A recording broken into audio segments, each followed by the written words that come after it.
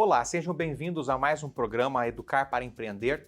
Este programa que é gravado aqui, na Associação Comercial de São Paulo, esta entidade que há 128 anos defende o empreendedorismo e a livre iniciativa. E também na Faculdade do Comércio de São Paulo, uma faculdade ligada à Associação Comercial, cujo objetivo é justamente a qualificação do comércio, do varejo e do ambiente empreendedor brasileiro. Nosso convidado de hoje é um dos maiores educadores do Brasil, professor Celso Nisquier, que além de reitor da Unicarioca, é presidente da Associação Brasileira das Mantenedoras de Ensino Superior, a ABMS. E vem, na verdade, desenvolvendo um trabalho muito importante de fomento do empreendedorismo nas universidades.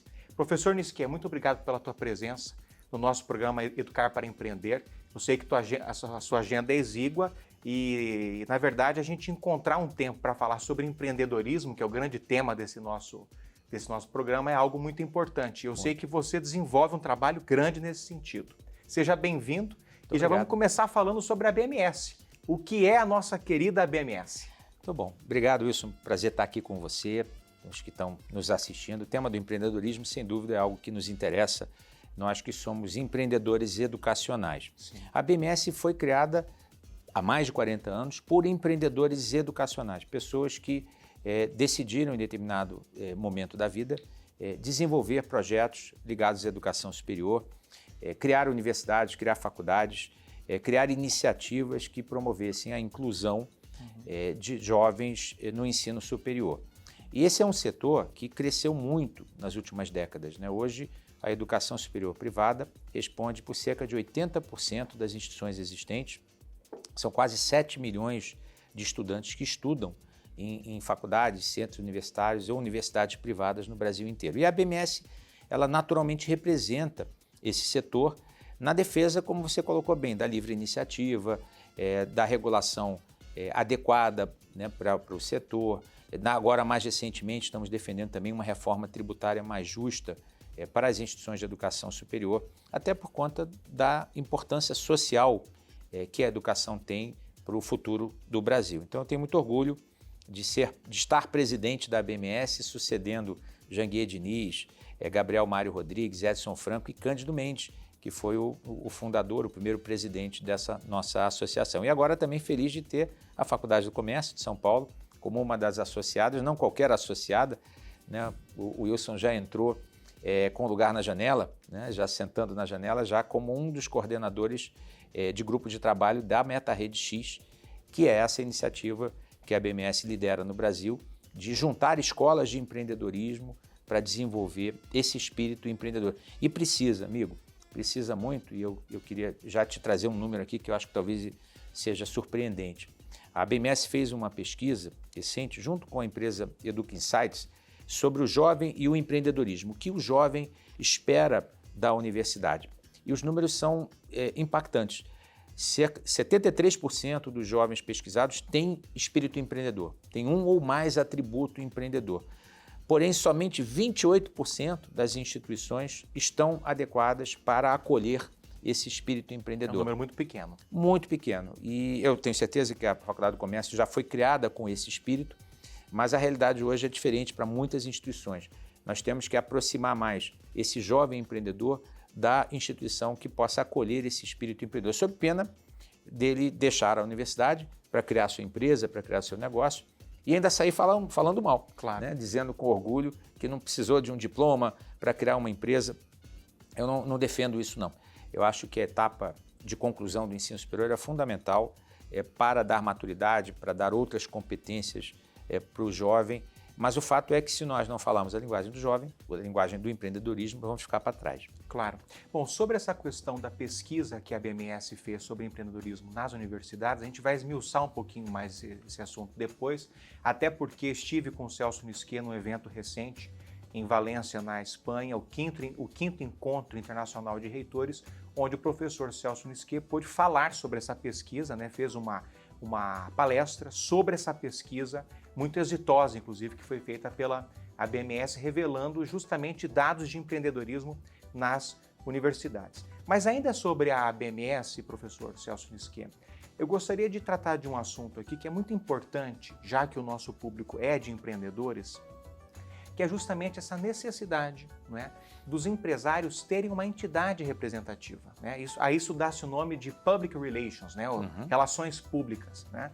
A BMS ela tem, por exemplo, assento em conselhos do governo federal, governos estaduais. Isso, para o empresariado, é muito importante. Eu queria que você revelasse esse aspecto importante de relacionamento. Muito importante, e você, como eu, né, nós somos adeptos do associativismo. Né? Nós acreditamos que juntos podemos fazer muito mais, seja em qualquer setor, na associação comercial, que é uma associação, na Associação Brasileira de Mantenedoras, que é a BMS. Por que é muito importante isso? Porque, a despeito do nosso crescimento, o setor de educação, a livre iniciativa em educação cresceu muito, mas a despeito disso, as políticas públicas ainda são elaboradas, muitas vezes, com um modelo baseado na universidade pública, que é fantástica. Eu sou, inclusive, fruto, fiz meu doutorado, completei meu doutorado na COP, na UFRJ, e eu valorizo, entendo e apoio a universidade pública, principalmente na formação de cientistas, como foi o meu caso.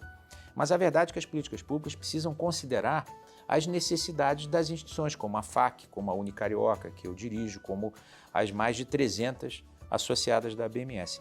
Por isso que estar numa associação como a nossa, discutindo de forma colegiada as bandeiras comuns do setor, é fundamental para que a nossa voz seja elevada e que a gente possa alcançar esse nível de diálogo. Claro. Por exemplo, como hoje estamos representados através da vice-presidente Débora Guerra no Conselho de Desenvolvimento Econômico Sustentável, Social e Sustentável do Governo Federal, um órgão de assessoramento da Presidência da República, onde se discutem as grandes políticas para o país, incluindo aí a educação. Fundamental a presença da BMS e do Fórum das Entidades, porque é importante destacar que a BMS faz parte de um fórum de 11 entidades representativas do ensino superior particular, que inclusive realizará em breve o Congresso Brasileiro de Educação Superior Particular. Então, quanto mais força de representação nós tivermos, maiores as chances da nossa voz ser considerada e que nós possamos ocupar esses espaços. Também na discussão do Fórum Nacional de Educação, que vai discutir as novas metas do Plano Nacional de Educação. Nós estamos em grupos que discutem formação de professores, nós estamos discutindo também a regulação dos cursos de medicina, também regulação dos cursos de direito e enfermagem, psicologia, odontologia, EAD. Todas questões que têm a presença da associação e é por isso que a gente sempre está convidando as instituições para que possam participar conosco desse movimento em prol de uma educação cada vez mais forte. Perfeito. Então vocês podem notar a importância disso que nós nomeamos aqui como associativismo, né, representatividade ou cooperativismo, né, professor Celso? Então, você que é empreendedor, né, e você tem as suas angústias, as suas ansiedades, é importante que você se vincule a entidades representativas, porque aí você, né, junto de outras muitas empresas e unidas elas têm uma voz que se faz ouvir com muito mais presença, você vai muito possivelmente ter as suas ansiedades, as suas angústias resolvidas, né, ou resolvidas em parte. E acho que faz parte de uma carreira bem-sucedida, e aí eu falo para esses jovens empreendedores que estão nos ouvindo, nos assistindo, você, em paralelo com o sucesso do seu empreendimento, você dá uma parte do seu tempo para esses movimentos de associação. Você vai fazer relacionamentos, vai defender bandeiras em comum, vai descobrir novas oportunidades de negócio. Eu sempre na minha vida me dediquei a atividades complementares mais relacionadas à minha tarefa como reitor da Unicarioca. Eu já fui do Conselho Estadual de Educação do Rio, já fui da Associação Comercial do Rio de Janeiro, da Associação Brasileira de Recursos Humanos, todas áreas que eu acho que têm interface com a área de educação. Agora da BMS, eu acho que isso é importante, o jovem não ficar isolado naquele seu negócio, quer dizer, fazer parte de grupos, de discussões. Perfeito. Isso, inclusive, cria propósito na vida, né? Porque na vida o propósito não é só ganhar dinheiro, né? É importante, claro, mas é fazer a diferença, é contribuir para um mundo melhor, é ajudar a deixar o mundo melhor do que quando a gente entrou nele, né? Com certeza. Eu acho que esse é o propósito de vida de muita gente. Então esse é um apelo que eu também faço para que o jovem se associe a movimentos que deem força às suas atividades e às suas bandeiras. Concordo 100%, eu acho que isso dá propósito à vida humana. Perfeito. Professor Celso Nisquet, a gente vai fazer um pequeno intervalo e na volta já vamos falar sobre aquele aspecto que a gente mencionou há pouco, a pesquisa da ABMS sobre empreendedorismo nas universidades. Maravilha.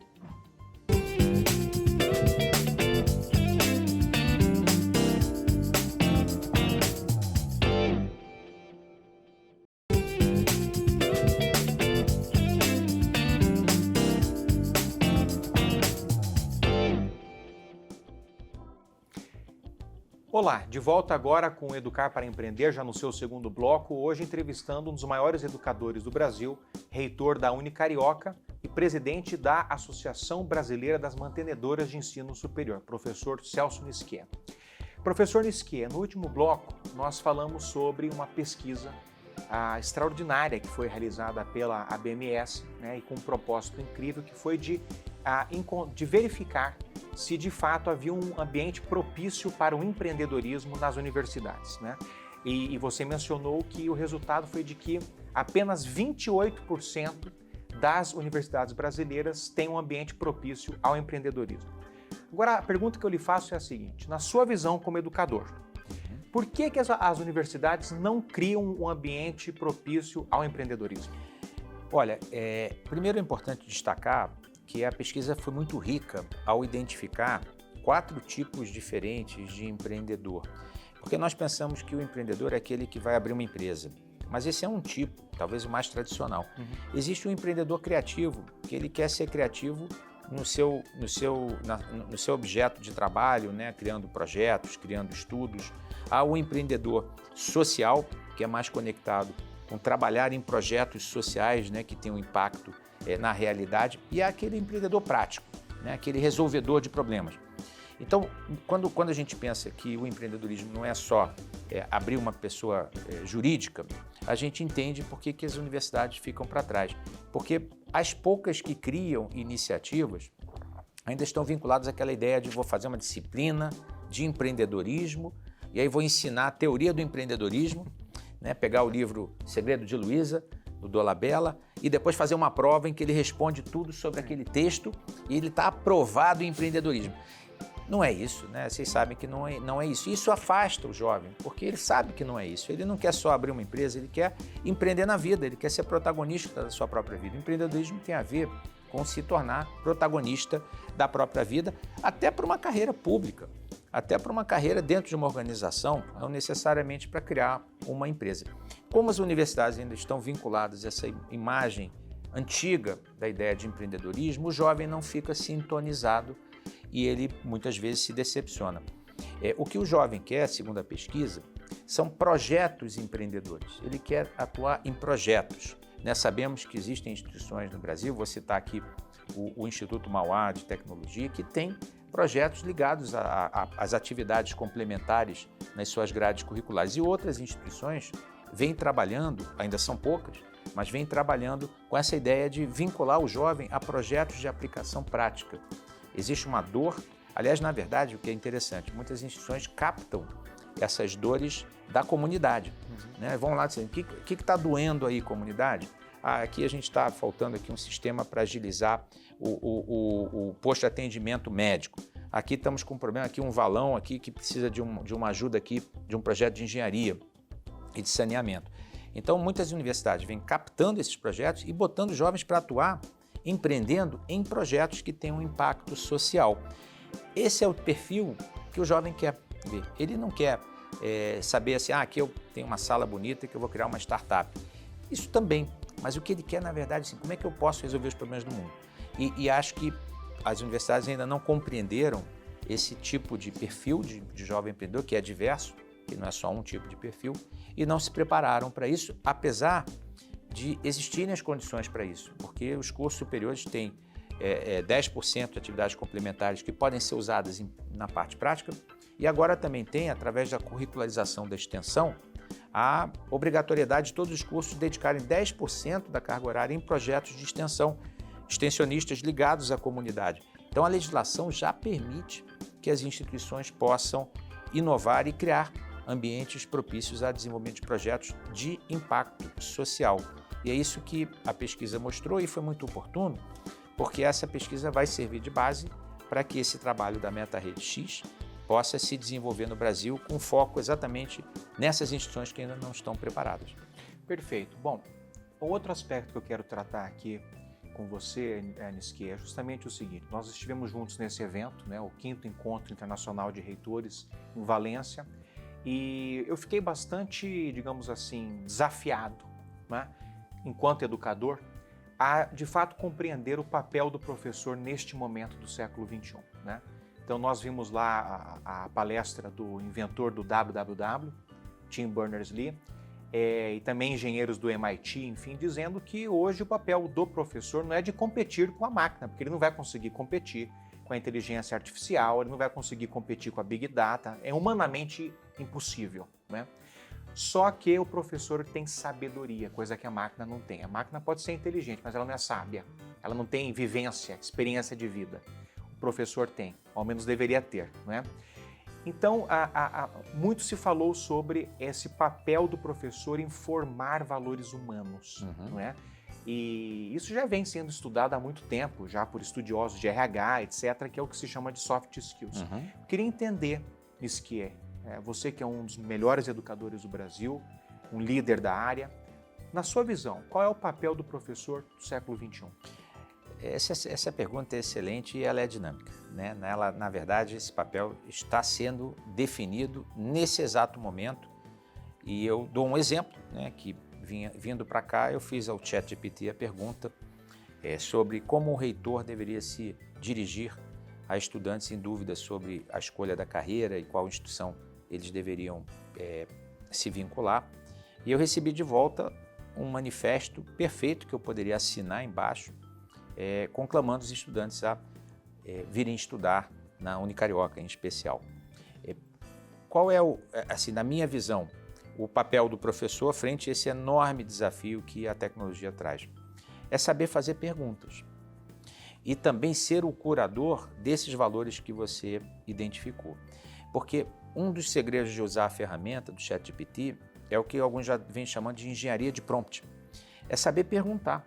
Porque o chat responde qualquer coisa, mas a pergunta faz a diferença. A pergunta indica o melhor caminho para a resposta. E saber criticar a resposta, que é o pensamento crítico, que é checar valor, checar informações. Então o professor é aquele que vai saber fazer as perguntas, vai checar de forma crítica o resultado das perguntas e estimular o aluno a fazer, vamos dizer assim, a usar a ferramenta para a aprendizagem, não como substituição dos seus próprios conhecimentos. Esse professor ainda não está formado. Não. Esse é o grande desafio e para o qual, inclusive, as instituições privadas de ensino superior podem contribuir, porque formam cerca de 70% dos professores do Brasil vêm de instituições privadas. Nós temos que trabalhar já nas licenciaturas esse tipo de professor para que ele tenha um senso crítico e que possa entender que a ferramenta não é algo para ser combatido a priori. Obviamente há limitações, todo tipo de nova tecnologia tem que ser devidamente regulada, com certeza, porque ela pode ter efeitos com certeza positivos, mas também com certeza muitos efeitos negativos. Mas o professor ele tem que ser aquele que vai usar a tecnologia para desenvolver o espírito crítico dos alunos, para saber fazer os alunos saberem perguntar, saber para onde olhar. Quer dizer, qual é o papel hoje de uma instituição de educação superior? Em primeiro lugar, ela tem que ensinar para onde olhar, né? A curadoria do olhar. Quer dizer, nós estamos realmente endereçando os problemas certos da sociedade. A universidade tem que saber olhar, ela tem que saber também construir soluções para os problemas da sociedade. E ela tem que saber, vamos dizer assim, entregar essa nova geração de jovens capazes de usar a tecnologia de forma saudável e socialmente responsável. Então esse é o desafio da universidade, do professor, mas eu diria que de toda a sociedade, porque uma universidade sadia representa uma sociedade sadia. Quando a universidade fracassa, seja porque não desperta o interesse do aluno, seja porque não sabe olhar, não sabe formular as suas questões e desafios. Porque ela é a grande provedora de recursos humanos, né? E de pensamento crítico, e de ideias, e de soluções. Claro. E eu vejo a universidade muito nessa linha, a universidade do futuro. Mais só do que formar uma mão de obra, que muitas vezes hoje o jovem vai direto no YouTube e faz o curso online, precisa ser esse lugar onde a gente pensa, usa a reflexão com relação aos problemas da sociedade e estimula a busca de soluções. Eu creio que isso tem a ver com a integração da universidade com as empresas, que é um outro ponto apontado na pesquisa dos jovens. Eles entram lá, tem um escritório de empreendedorismo, mas não tem empresas lá conectadas, né? Então os problemas às vezes são fictícios. Eu brinco, quando eu comecei a Faculdade Carioca de Informática, com curso de tecnólogo em processamento de dados, que nem existe mais, seria hoje o ADS, Análise e Desenvolvimento de Sistemas, todos os trabalhos de final de curso queriam informatizar a biblioteca, porque era a única coisa que eles sabiam. O problema ali, assim, tem uma biblioteca, como é que eu informatizo? Então, gerações de alunos informatizando a biblioteca. A gente tem que apontar esses problemas para a sociedade. E esse, então, é o papel que eu imagino pós-IA, é uma universidade que seja, digamos assim, a curadora, né, a chancela do que é conhecimento e o que não é conhecimento, que é fake news. Eu acho que esse é o papel da universidade. Então, professor Nisquia, a priori, na sua avaliação, essas ferramentas, e aí a mais falada, a mais festejada é o ChatGPT, na sua avaliação, ela não, vou usar até uma expressão aqui bastante coloquial, tá? Ela não emburrecerá o ser humano. Se a gente adotar uma dinâmica de saber dar a sentença correta, a pergunta correta, ela vai engrandecer o ser humano? Eu acho que sim. Veja o exemplo da calculadora, que não acabou com o ensino da aritmética, muito menos com a matemática. Perfeito. Ela se incorpora como uma ferramenta. Hoje é uma comparação que a gente tem que tomar certos cuidados, porque hoje a inteligência artificial ela entrou num aspecto crítico, não só no aspecto repetitivo, no aspecto, criativo. Quer dizer, hoje a inteligência cria coisas a partir das perguntas que você faz. Então, isso é um desafio novo. É como ser criativo usando essa ferramenta e não deixando que ela substitua a criatividade humana. Mas você foi no ponto, e a gente sempre volta para esse ponto. Tudo é uma questão de valores. Os valores humanos, eles são universais, eles ainda não são reproduzidos pela inteligência, e eu penso que o humano será sempre aquele que vai dizer, chega, até aqui eu vou. Aqui já é o limite do ético, o limite do sustentável, é o limite do bom senso, que eu penso que isso ainda é uma exclusividade humana. Perfeito. Bom, infelizmente, Nisquia, o nosso programa tem apenas 25 minutos, né? E passou muito rápido, porque a conversa foi de fato brilhante e luminosa, e eu quero agradecer mais uma vez o seu tempo, né? Eu tenho certeza que para o nosso público, que é ansioso por informação, por conhecimento, afinal de contas, o empreendedor brasileiro, antes de qualquer coisa, ele é um herói, né? E sobretudo os pequenos empreendedores, que eles têm de fazer tudo numa empresa, ele tem às vezes é só ele que empreende, e de fato é um Brasil que a gente tem muito orgulho. Eu quero te agradecer pelo teu conhecimento, pelo teu trabalho, te parabenizar pela sua liderança à frente da ABMS. Eu posso dizer a todos, é um testemunho pessoal, que a ABMS faz um trabalho de altíssimo nível. E fica aqui o exemplo, Nisquia. O exemplo é justamente que é muito construtivo, edificante. Que vocês que são empreendedores, e vocês têm as suas ansiedades, têm as suas dificuldades, se vocês se associarem a entidades representativas, pode ser que vocês encontrem respostas e que os seus problemas sejam sanados. Isso é um dado importante, que acho que é a grande lição que a gente passa para os pequenos empreendedores brasileiros. Nisquia, muito obrigado. Eu que agradeço pela oportunidade. Até o próximo programa Educar para Empreender.